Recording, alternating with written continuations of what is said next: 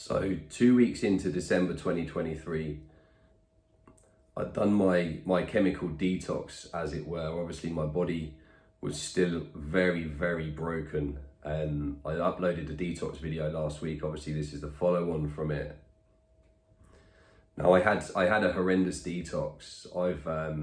I've had guns put to my head. I've had knives at my throat. I've been stabbed in the arm. All sorts of stuff over the years. And those 3 days and nights, going just into like the fourth day as well, that was probably the worst 3 days of my life that I can remember. You know, even after being in hospital, nearly losing my leg for 8 days in an immobility ward, in absolute agony, that doesn't come close, believe it or not, to the mental torture and the actual physical pain of the detox that I went to. Now, I'm very grateful that I went through that detox, because I believe that that's what changed something in my head. A neurological pathway, if you like, was either reconnected or disconnected. And shortly after that, I never craved another drug again, because my body then knew and my mind knew what that could do, where that could put me. And if I was to go through that, why would I risk going back into addiction and then potentially have to do that again? If I wanted to get clean, if I relapsed, I would then have to do that again. And I was not prepared, and still I'm not prepared to ever go through that again. And that is essentially what keeps me clean and recovered. Obviously, I've built a lot more strategies up around that with my morning routine, etc. But I'm not going to go into that right now. So after my chemical detox, I still wasn't sleeping. I was prescribed 50 milligrams of quetiapine and 20 milligrams of amitriptyline every night. Also some sleeping tablets. We weren't allowed many sleeping tablets. I think there was X amount for a few days. Now, they were very strong. So I think there were 7.5 mils opiclones on top of the quetiapine and amitriptyline as well. So that's normally enough to knock out a donkey. It didn't do the job. My sleep pattern didn't come back for months and months on end properly. But in a few weeks after the chemical detox, you know, my body was absolutely savaged. My brain was savaged. And I was like, I had to be broken down to my lowest point in order that I could rebuild and have my life rebuilt through the structure and care of the staff at the detox facility. But essentially, it was down to me to listen to what they said and to act upon what they suggested to me, and I did. You know, they'd say to me, "Oh, go and have." Bearing in mind, I was in heavy addiction for years. They say, "Go and have a shower in the evening." I'm like, "I had a shower this morning." You know, sometimes I wouldn't shower for a week or two, and I would stink. You know, I'll own that. I did smell a lot, so I'd be shattered. And all I want to do is get into bed, but I know I'm not going to sleep. So I'd have my tablets, I'd go and get a shower, I'd be all sort of dozy and dopey. Quetiapine slowed me down a lot. It's actually an antipsychotic with a sedative in it, or some sort of made sedative through it. Like I say, I wasn't sleeping, so I'd do a couple of hours in bed, tossing and turning. I'd try and watch some TV. I'd put on a program that I knew quite well, which is Family Guy, funnily enough. I'd have that playing in the background, because I'd seen so many of them before. I didn't have to watch the telly, so I could shut my eyes and have the noise. Similar to what I did in hospital, actually, when they were going to take my leg. I put on YouTube, I put a story on from my childhood, and had that just playing, because I knew the story. And it was just kind of soothing, you know, anything that worked. Anything that would take my mind off the fact I was trying to sleep. Because if you lie there and go, "Oh, I'm trying to sleep," you don't sleep. And you have to just kind of relax. It's really hard to do once you've had that mental break in sleep for so many years of being up for 3, 4, 5 nights in a row and then crashing out for a day, taking more drugs to compensate from that. And then trying to get back into a normal sleep pattern. It was incredibly hard. But I made sure that I got up at the same time every day. You know, even if I'd generally fall into quite a deep sleep at maybe 5, half 5 in the morning. Then my alarm would go off for 6:30. So I'd make myself get up, because I wanted to put my pattern back. Now, I could have stayed in bed for a few hours. It wouldn't have gone down well at the detox facility, but I was allowed to do that. You know, I'm my own person. I could have just stayed in bed, but I was like, no, I'm going to get up at the same time. I'm going to reset my sleep pattern completely to get up at 6:30 every day. And I still do that now. I still get up at 6 o'clock, no matter how tired I am. I get up because I know that then will help me sleep the next night. So if I haven't slept one night, I don't just lay in bed all day.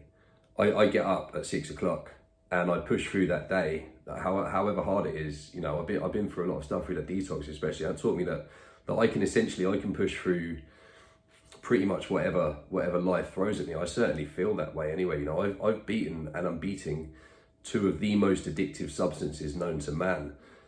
Staying awake for a day compared to that is a bit of a doddle. It really is. You know, I mean, I've had to build a life that's far greater than that in active addiction. But every now and again, obviously, I have a bad day. You know, I haven't slept at night, but I just push through. So in the detox centre, my day would look like I'd get up about 6:30. I'd go down. I'd have a coffee. I think breakfast was around 7:30. We could help ourselves to cereals and bits and bobs. I think you'd have a scrambled egg. Or an omelette or something like that. I used to just put as much food into me as I possibly could in order to recover my body, just give it as many nutrients as I could, carbs, everything. I just ate and I ate and I ate, and I was eating biscuits in between. Probably have a chocolate biscuit in the morning as well with my coffee, just to get anything into me, just to put some weight on, just to feel normal, just so as my body could suck out whatever nutrients were in that food and use them to heal. Because I've said before, it's not just the mind that needs healing. You know, the body takes a lot of work as well. I mean, they both work well together, so you've got to look after the both of them. It's as simple as that. And so we'd have breakfast, go out for a quick vape or a cigarette outside.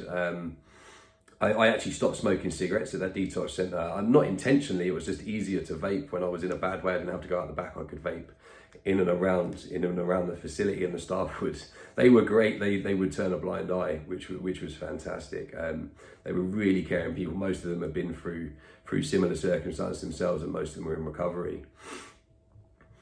Then groups would start, I think around 8:30, 9 o'clock. The groups would start, and I made sure I listened. I'd take a pen and a notepad and I took notes. I had one shot at this. I did not want to miss this opportunity.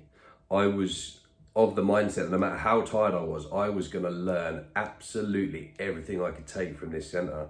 So because I came off the tablets so quickly, I had a good few 2.5 to 3 weeks where I could really concentrate on the lessons and on the group work and on the fellowship that we were building there. And I like I said before, I've got some great friends that we met in the detox facility, and we're still in touch now. And I learned quickly. I'm quite an intelligent person.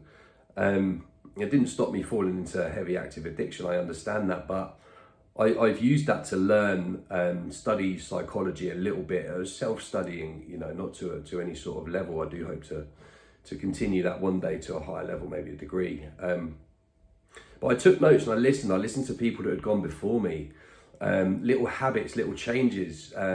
So then we'd have, the groups were really well structured. They were 40 to 45 minutes long, and there were 3 every morning. The reason they did that was because the human brain will only learn or take in that maximum amount of information for up to 45 minutes before it starts to turn off and you get bored.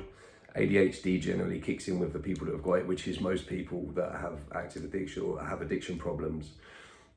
So it was then break time. You go out for 15 minutes, have a cigarette, have a vape, grab a coffee, go back into group, 45 minutes, then back out again, back in, then come out and have lunch. It was an hour and a half for lunch. And I'd be pretty deflated at this point. So I learned a little trick. Like they said, go and have a shower and freshen up. When you have a shower in the morning, do you feel fresh? I said, yeah, I do. I put my music on the TV, on the YouTube. I listen to some songs, and I actually have a sing song in the shower, and I still do that to this day because it sets my day up and it gets me talking, it gets me feeling good, it gets the endorphins flowing around my body. So if anyone does live near me and you hear me singing in the mornings, I apologise. My singing voice isn't the best.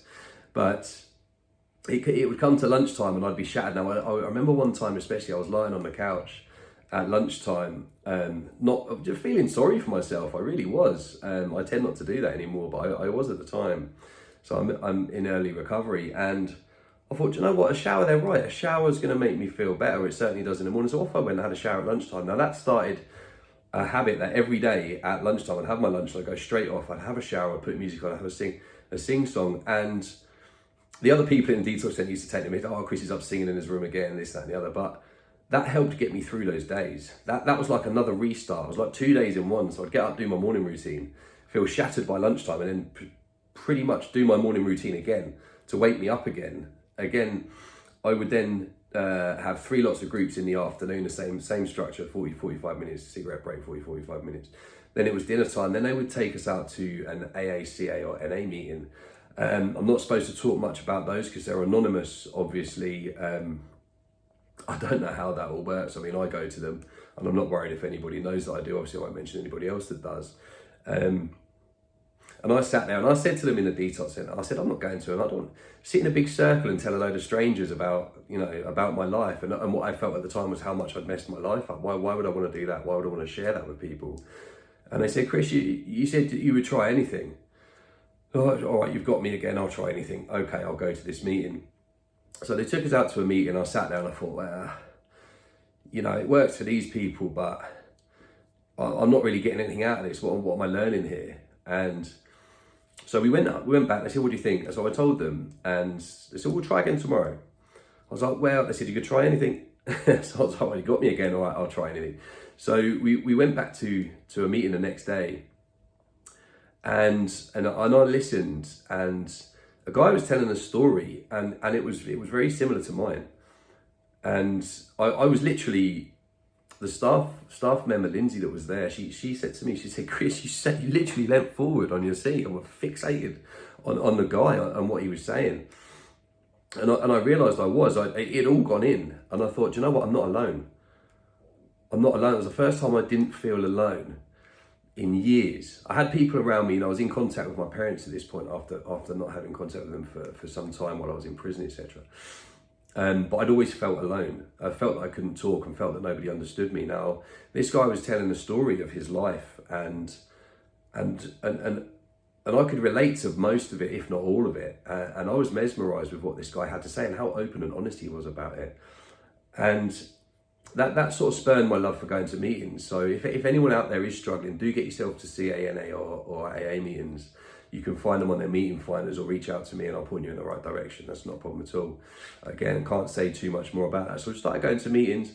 So I've got my days structured now. I'm getting up in the morning, doing my morning routine, pushing through 3 groups in the morning, lunchtime shower, morning routine again, afternoon, dinner time, meeting, chill out for an hour, go to bed, not sleep for hours on end. I took to going on my phone. So what I would do was I'd lie there for maybe an hour and try and sleep, and I'd sort of doze, but I wouldn't sleep. Then I'd be awake, and I thought, you know what, I'll just get up and walk. Just walk across my room or down the corridor, and then come back and get back into bed, and I'd almost fall asleep again. So I learn't that trying to get to sleep, if I just laid in the bed, I'd get myself all worked up. I'd get very emotional, very ratty. I've got some poems actually that I wrote in the night time when I wasn't sleeping, and they're pretty messed up. I will upload them to YouTube very soon. But there were some dark times when you don't sleep. It's almost, sleep deprivation is a form of torture. So again, it wasn't nice. I was getting an hour or two every night in sections of maybe 20, 30 minutes. Sometimes I might get an hour. And I'd feel great the next day after an hour's sleep. That's how messed up everything really became. So that pushed on for a couple of weeks, and then it was Christmas. It was coming up to December the 25th, 2023. Now I'm going to upload a video next week to tell you all about Christmas and the build up to Christmas in early recovery and straight out of detox, in a detox facility and straight out of a tablet chemical detox. And I'll tell you all about that and explain my thoughts and feelings on that in next week's video. Thank you for watching, guys. Pop a comment up in the comment section if you've got any questions. Please do like and share my videos, and do subscribe to my channel. Thank you very much.